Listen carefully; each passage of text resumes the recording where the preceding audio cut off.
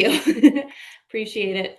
My name is Maddie Cash. Welcome to Township Tuesday with the Minnesota Association of Townships. If this is your first time with us, welcome. Thanks for joining. I know a lot of you have been here before, so thanks for coming back. Today we're going to be talking about updates to remote participation in meetings and publication requirements and official newspaper. So I will dive into that in a little bit, but first I believe that Gussie has some information to share with us on the training side. So I will hand it over to her. Oh, it looks like she's not on yet. Gussie, are you here? No? Okay, Anita, do you know if you're presenting on that? Okay. I will give it a minute, see if she jumps on. Otherwise, I will just get started. Yeah, Gussie's going to present for that, Okay. but she's not here yet. Gussie just joined. Oh, She's in the wait. she Yep, just got her in. Hi, Gussie. Good morning. You're on mute. I am just turning it on. How you doing? How you doing this morning, Maddie? Good to see you back. Good. Thank you. Good. Yeah, I will let you take over and then I will jump into our topic for today. Okay, sounds good. Let me pull up what I've got here because I just want to remind everybody this is the wonderful time of year we've all looked forward to for the last 5 years, which is the ARPA reporting. I'm going to start out with that. There are new things, just like I try to explain to townships every year when they call me. We don't know what the changes are going to be each year. We don't know. So last year, the change was the UEI. You had to respond whether or not you had a UEI. Okay, and if you didn't, and you had options, choices, the reason why you did not have a UEI, and that it let you advance through the report for that year, for last year. Years before that, they didn't demand anything with the UEI, but after they eliminated the DUNS number, when you first started, you were told you had to have a UEI number. Well, now the early information I'm getting is it's a demand. So you need to go in, get your UEI. If you don't know how to do that, we have information in our insiders from the last couple of years. Also, I have a couple of quick starts going through the Secretary of State. Or actually, they are the Minnesota Historical Society and the Secretary of State, but division of that. But there are quick starts. I can send you those links and you can get started on it because it can be a lengthy process. You don't want to wait to get that UEI to complete your ARPA report. They are sending invitations to townships who have reported in the last few years that they've already spent all their money, and that has been in their report. Those people are going to be invited to close out early. Now, when or if that started is kind of a mystery to me right now because my understanding with the information from the Treasury is that it started last year. Now, I haven't heard anything about that other than that, but may have started in different states. But what I'm going to try and do here is share a couple of links with you guys so that you can look at a couple of things that you need to for this. Let me find my chat here. And I'm going to open up some information for you. There's going to be Zoom meeting. Zoom meetings once a month for the next 5 or 6 months. So you need to get in there and do this. This information that I'm putting up right now should be in the latest Treasury that you received concerning ARPA. So, all right.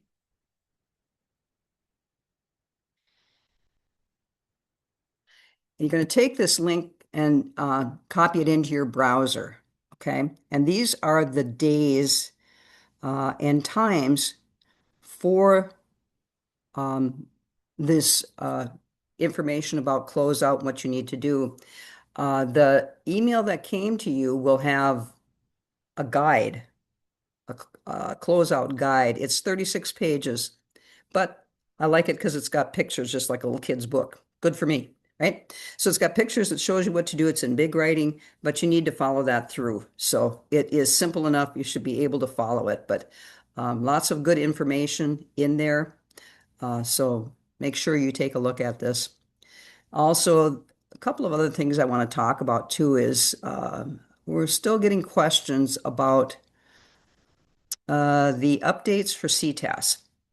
Now, those updates for CTAS, the people that haven't done the encryption haven't done the update 3, which came out in December. You're going to have a difficult time doing your audit at the end of the year. You just have to do that 2025 update 3, and also the 2026 update and the encryption. So that's the question I've gotten also on the encryption update. It's there. I'm going to put that link up also with the encryption update, and I'm going to also put the video update so that you can watch this. So 2 extra things I'm going to put into chat for you. Okay, there's your ARPA. Here's the encryption. And let me also grab the video. And these came directly from the Office of the State Auditor. So, if you have a problem with them, you can find them there.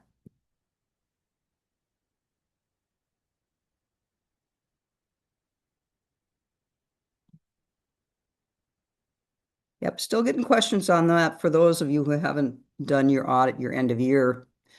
So you've got 3 things there for me. You're going to have ARPA there and the way to register for these Zoom meetings to learn about closeout, your final year closeout, okay? And find a date that you see they go all the way into July. So, we know we're supposed to report April, but these, for those that haven't, get in there early. I'm going in today. So, and the other 2 things are about your encryption codes for your CTEST program. So I hope that helps you all. And any questions on these, make sure you contact us. The ARPA, early into the ARPA right now for me, I still want to ask a couple of questions about the UEI, so I'm going to be in that Zoom meeting today. But, I expect to hear from you. So have a great day. Thanks. Thanks, Maddie. Appreciate it. Yeah, thank you, Gussie. Yeah, and after this, if you need those links, you can always email one of us and we can get them to you. So if you have trouble getting to them, or after this video, you can't figure out how to get back into them, you can always send us a message and we can send you those. All right, let's get started with our topic. We are going to be talking about updates to legislation that's going to affect you guys. I've talked about this a little bit, but I'm going to get more into detail. I can see the chat while I'm going through this, so if you guys have questions, feel free to put them in there, or call or email me afterwards too. I'm always available if you don't want to do that in the group setting, or if it's a question that pertains more to your township and isn't more of a general question that covers these topics, we can talk about that privately too. So, all right, updates to remote attendance and publication requirements. First, before we dive into that, I'm going to talk a little bit about what's coming up with MAT and what our organization looks like right now. So we're preparing for spring short courses right now. That's where we're traveling all over the state to come see you guys and present on interesting topics that are important to you as of recently, new topics, those kinds of things, that kind of information. They're always a really great place to get information about townships, to talk to us in person. It's really my favorite time of year because I get to meet face to face with all of you guys and get to talk to you and figure out what your needs are and how we can better meet them, and really just get to know you, have some FaceTime. So I really suggest you take a look at the event that's going on in your area. All the information can be found on our website, which I put in here if you're not familiar with it. Yeah, Jeff just said in the chat, woohoo, hope you can all come out to see us.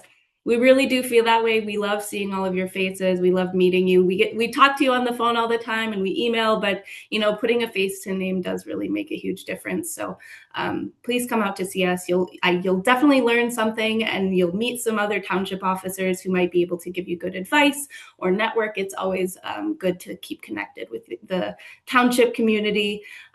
We are all one united front after all. So I really suggest you do it. It's my favorite event of the year. And that's coming up. So that starts in March 16th, and it goes through the first week of April.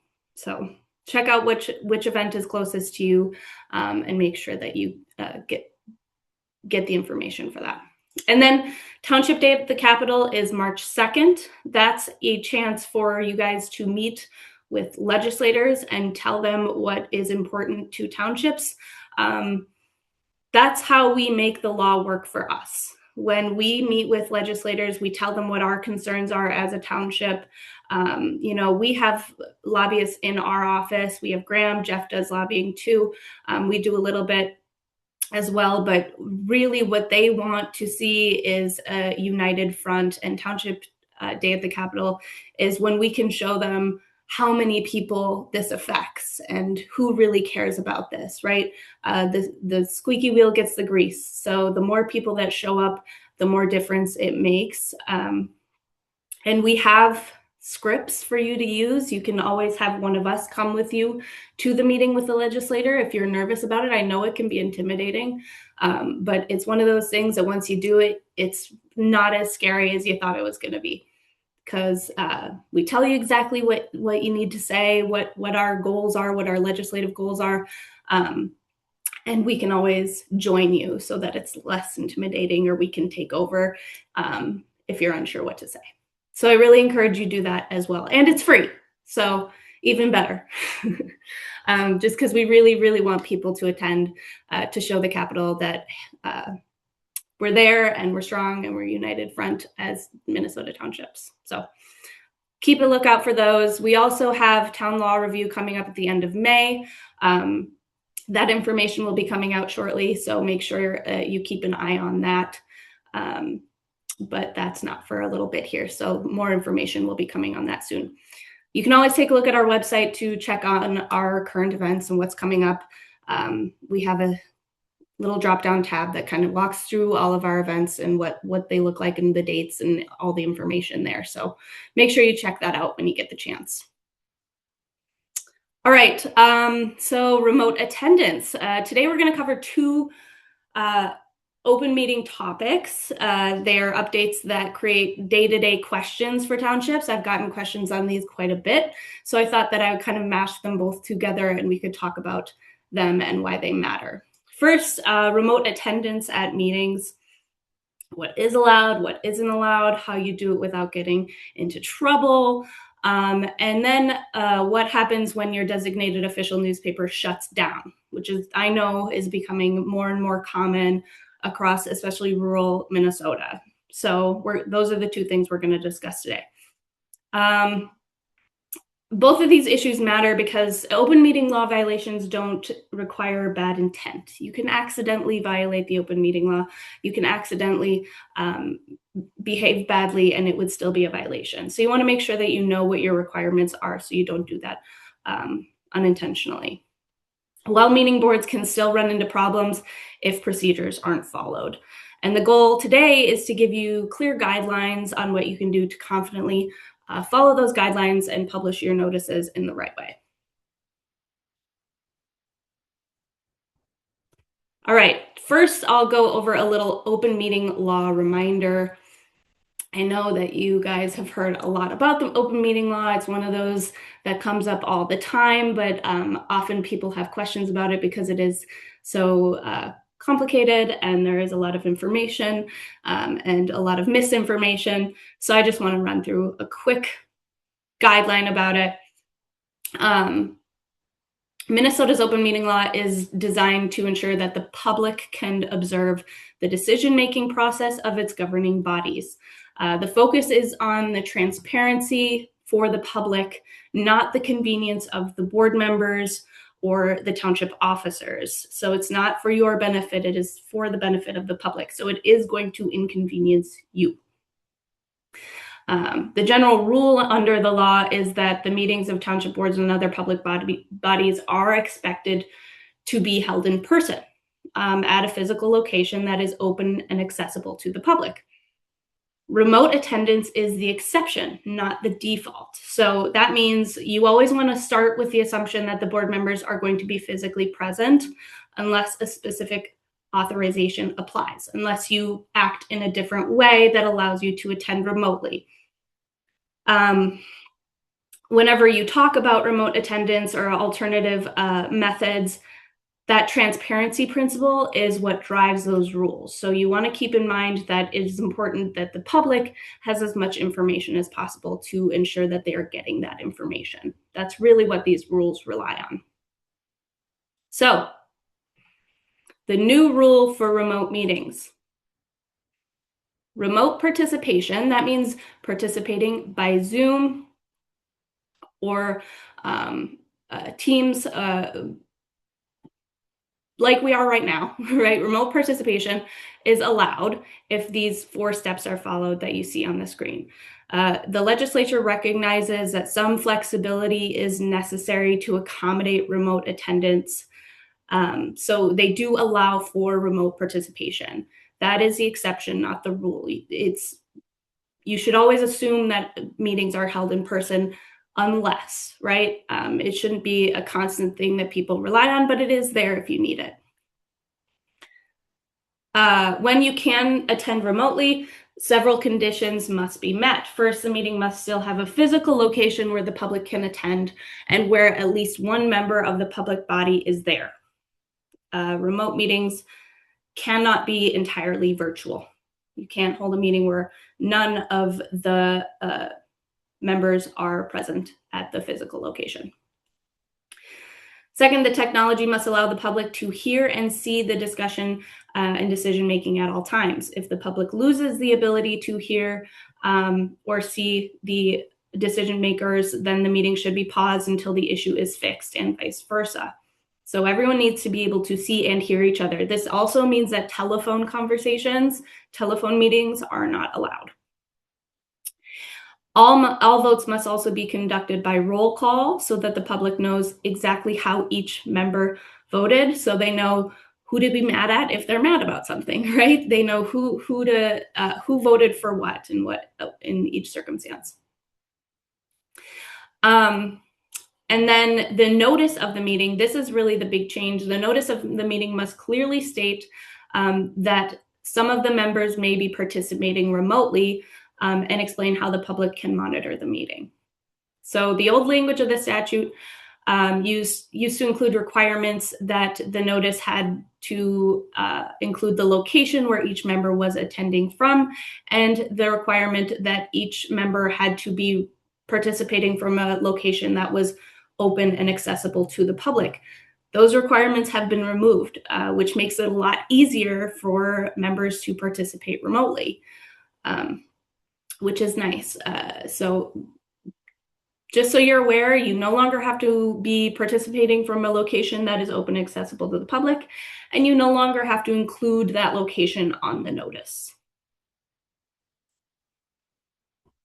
Now, what could go wrong with these meetings? Common pitfalls for remote attendance or where townships might get tripped up are letting multiple members attend remotely without carefully checking whether you have met the conditions, right? You have to include that information on the notice. And if you have to change a time or a location of the meeting, including changing it to a remote meeting, that would make it so you are rescheduling that meeting, right? It becomes a special meeting now. So you have to give that 5 days posted notice for the meeting. So you want to make sure you give yourself enough time to do that. So if you're changing from having everyone there at the physical location to one member participating remotely, that counts as changing the location of the meeting. So you'd have to notice it as if it's a special meeting.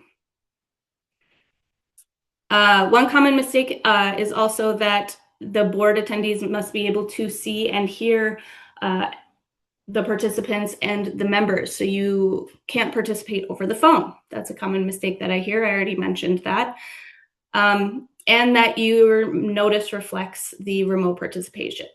Now, the big issue here that I see coming up, or I predict coming up, is technology. Technology could be a big issue. It doesn't always work perfectly. So if audio drops out, if microphones aren't working, if people at the physical location can't hear discussion or can't see you, then the meeting is no longer compliant. And in those situations, the safest option is to pause until you can fix the problem. Or if you cannot quickly resolve the issue, you will need to continue or end the meeting and restart once the technology is working for a different time period. So you might have to abruptly end the meeting if you're using technology. And that's just something that you should be aware of, because you never know what's going to go wrong with technology. If Wi-Fi gives out or some other issue, you just want to be prepared for that. And remember, remote participation isn't ideal, and in-person meetings should still be the expectation. All right, so now I'm going to move on to the publication requirements for when a newspaper closes. It's a new rule that was just passed in the last year. And it gives us a little leeway when newspapers close, which has been a common issue for townships. So both of these are positive things for us. First, I'm going to go through posted versus published notice, which is something that people are commonly confused about, or something I get a lot of questions on. But basically, some statutes require published notice versus posted notice, and the statute will tell you whether you have to publish the notice or post the notice. For posted notice requirements, towns must designate one posting place in the town, at least one. You can designate more, but you only have to do one, where legal notices will be posted. Town board doesn't have to publish regular board meetings or special board meetings unless the specific type of meeting requires that published notice, which it's usually a hearing or something to do with property, those kinds of things. But the statute will tell you when that notice needs to be published and what that publication looks like. If the board would like to give notice for most of their meetings on their website, you can do that, so long as you're also following whatever notice requirements are required for that meeting. So if you want to give additional notice on your website, that's fine, but it doesn't replace your notice requirements. Published notice is often required when the board is conducting a hearing, taking action that affects someone's property, or for the annual town meeting. So there are very few occasions where you have to publish notice. So if you're trying to avoid publishing notices, make sure that you have to do it in the first place. Sometimes towns just have been publishing notices for certain meetings where they weren't required to, like special meetings. So if you want to avoid doing that, you can do that. It's not required.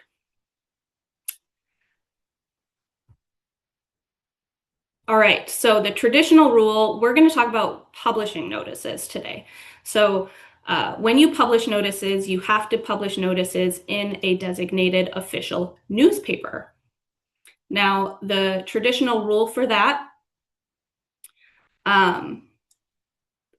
says that newspapers need to have certain requirements, and those requirements are all qualities that are listed in 331A.02. Now, when designating that newspaper, the town board must first consider whether it is a qualified newspaper. You can find a list of qualified newspapers on the Secretary of State's office. They have a bunch of listed newspapers. Otherwise, if yours isn't listed, you can always contact the newspaper themselves and ask them questions about whether they are, or the requirements for what a qualified newspaper looks like are listed out in that statute. So you can see if they meet those definitions. But you want to make sure that they meet that definition. Gussie has a question in the chat. Can a remote meeting where a majority of the board is remote and technology prevents them from continuing the meeting, can the meeting be recessed to a future time without a motion? No, that's a good question. So you would have to have a motion to recess the meeting. You would have to close out the meeting effectively if that were the case. So if 2 of your 3 board members are participating remotely and technology fails, you would have to end the meeting there.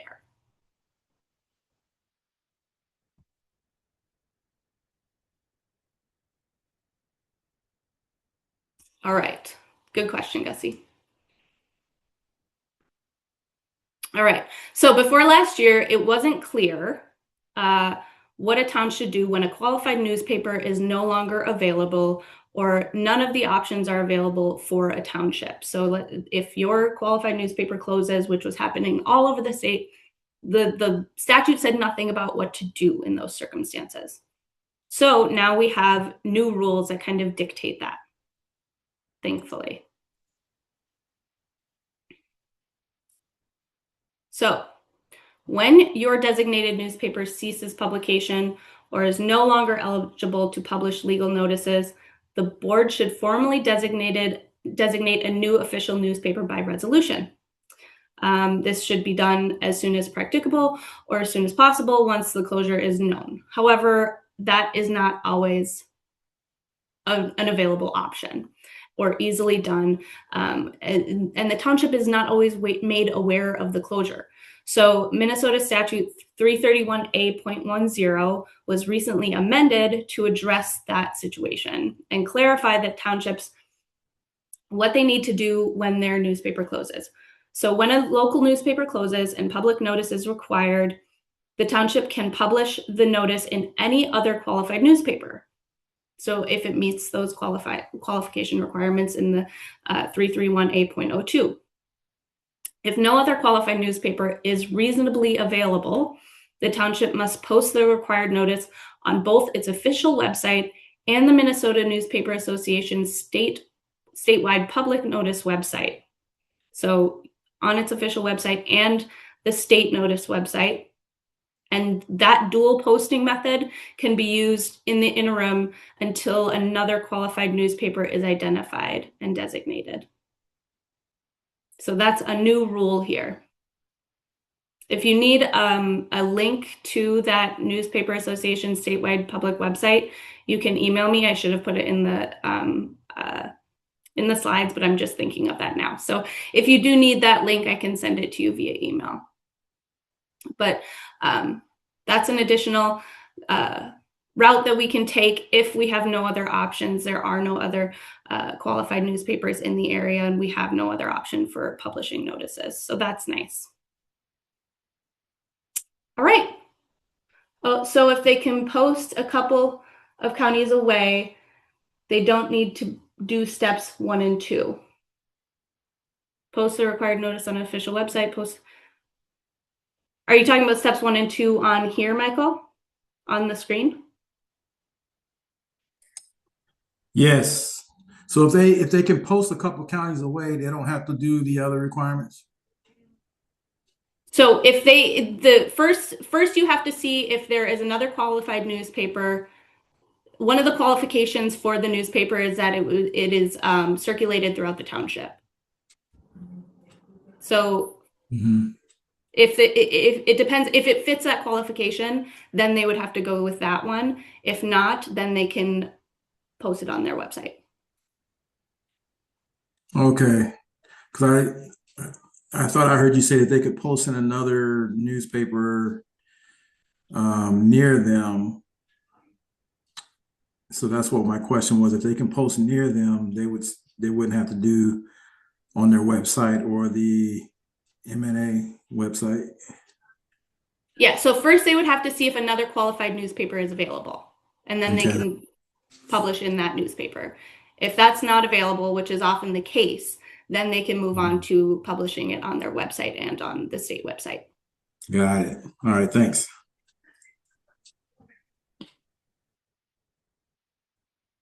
All right. That is all that I have today. Does anybody have any questions for me? I do, Maddie. Yes. And this is the newspaper person talking to you.